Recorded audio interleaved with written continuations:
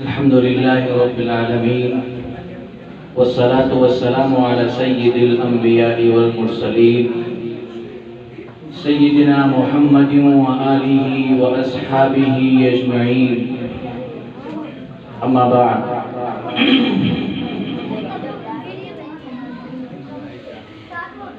میں نے تقریباً آغاز ہی سے دارالعلوم دیوبند میں تعلیم حاصل کی ہے۔ جس وقت میں دیوبند گیا تھا، یوں کہیے کہ میرا شعور کا زمانہ نہیں تھا۔ میں اس وقت اشیاء کی اچھائیوں اور برائیوں کو پہچانتا نہیں تھا۔ مجھے سمجھ نہیں آتا تھا کہ کیا صحیح ہے اور کیا غلط ہے، اور زندگی کا مقصد کیا ہونا چاہیے اور کیسے زندگی گزارنی چاہیے۔ لیکن میں اپنے والدین کو دیکھتا تھا کہ وہ میرے لیے راتوں کو روتے ہیں، آنسو بہاتے ہیں اور دعائیں کرتے ہیں میرے لیے۔ کاتب تقدیر کی جانب سے فیصلہ آیا اور اللہ نے مجھے ان مقدس ہستیوں کے فیض سے فیضیاب ہونے کے لیے اس مقدس سرزمین پہ پہنچا دیا، اور ایک طویل عرصہ اس حرم میں نے گزارا، جس کے بانیان کے اخلاص کی برکت سے آج پورے ملک میں بلکہ پوری دنیا میں اسلام کا اور مسلمانوں کا دینی لحاظ سے اور دین کی عظمت کے لحاظ سے ایک ولولہ ہے اور ایک غلبہ حاصل ہے۔ اس ادارے سے وابستہ ہونے کے بعد دل کے اندر ایک تڑپ پیدا ہوئی اور ایک فکر پیدا ہوئی، ایک سوچ ملی، وہاں سے ایک تاثر ملا، سوچنے کا ایک انداز ملا۔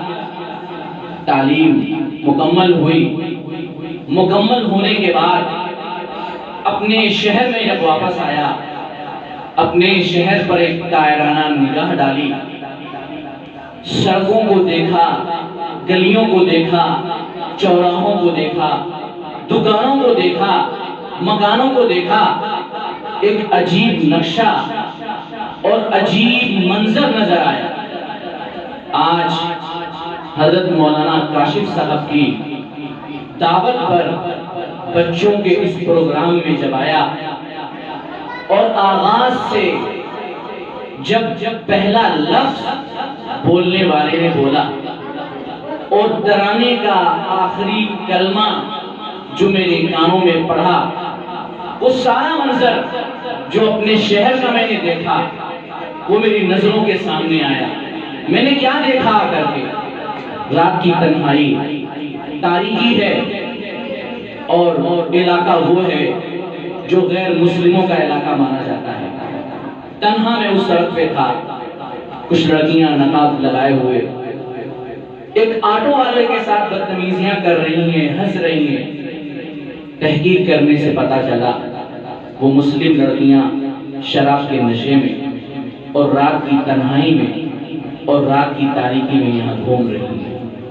میں نے اپنے شہر کا منظر یہ بھی دیکھا، ایک بوڑھی عورت کو راستے میں گر کر تڑپتے ہوئے دیکھا۔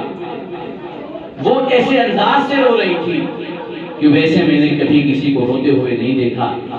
تحقیق کیا تو پتا چلا اس کے جوان بیٹے نے گھر کی دہلیز پہ کھڑا ہو کر اس کو اپنے پاؤں سے مارا اور اس کے پاؤں کی چوٹ سے یہ مچل کر زمین پہ گری ہوئی ہے اور آنسو بہا رہی ہے۔ میں نے اپنے شہر کے اندر دیوبند کی مقدس سرزمین سے واپس آنے کے بعد یہ بھی دیکھا کہ ہمارے نوجوان اور ہمارے معصوم بچے جن کے ہاتھوں میں قلم ہونا چاہیے، جن کی کمر پہ بستہ ہونا چاہیے، جن کا راستہ اسکولوں کا ہونا چاہیے، میں نے دیکھا کہ وہ رات بھر سڑکوں پہ آوارہ گردیاں کرتے ہیں اور ایسے کام کرتے ہیں اور ایسی ایسی گندگیوں کے اندر وہ مبتلا ہیں کہ انہیں ہم اپنی زبانوں سے بیان نہیں کر سکتے۔ میں نے یہ بھی دیکھا کہ کچی عمر کے لڑکے جو ابھی صحیح طریقے سے شعور کی وادی میں جنہوں نے قدم نہیں رکھا، میں نے ان بچوں کو بھی شراب کے نشے میں ڈوب دیکھا ہے۔ میں نے چھوٹے بچے، معصوم بچوں کو گندگیوں میں مبتلا دیکھا ہے۔ ہر طرح کی روحانی گندگی اور جسمانی گندگی میں انہیں مبتلا دیکھا ہے۔ ان کے اندر ادب نہیں ہے، وہ نہیں جانتے ہیں کہ بڑوں سے کیسے بات کی جاتی ہے اور چھوٹوں کو کیسے مخاطب کیا جاتا ہے۔ یہ بھی میں نے اپنے کسی شہر کے اندر دیکھا۔ میں نے دکانوں پر اور میں نے ہوٹلوں پر غریبی کو رسوا ہوتے ہوئے اور بدنام ہوتے ہوئے اور بکتے ہوئے دیکھا ہے۔ چند سکوں کے عوض اور روٹی کے چند ٹکڑوں کے عوض اپنے بچوں کو دکانوں پہ رکھ دیا جاتا ہے اور انہیں ذریعے معاش بنا دیا جاتا ہے، ذریعے معاش سمجھ لیا جاتا ہے۔ وہ معصوم بچے کچھ ہوٹلوں پہ برتن دھو رہے ہیں، کچھ ساڑی کی دکان پہ ڈبے بنا رہے ہیں۔ ان کی پڑھنے کی عمر ہے، اگر وہ پڑھیں گے تو انہی میں کوئی IAS ہو سکتا ہے، کوئی افسر بن سکتا ہے، کوئی ڈاکٹر بن سکتا ہے، کوئی انجینئر بن سکتا ہے، کوئی عالم بن سکتا ہے، کوئی قاری بن سکتا ہے، کوئی مفتی بن سکتا ہے، کوئی حافظ بن سکتا ہے۔ لیکن غریبی رسوا ہو رہی ہے اور ننگے ہو کر کے فروخت ہو رہی ہے، دکانوں میں، گلیوں میں، سڑکوں پر، چوراہوں پر۔ لیکن آج کی اس انجمن میں بیٹھا تھا، وہ مناظر میرے ذہن میں گردش کر رہے تھے اور ان معصوموں اور نونہالوں کی آوازیں میرے کانوں میں آ رہی تھی۔ ان کے پیچھے محنت کرنے والوں کا جذبہ میرے سامنے آ رہا تھا۔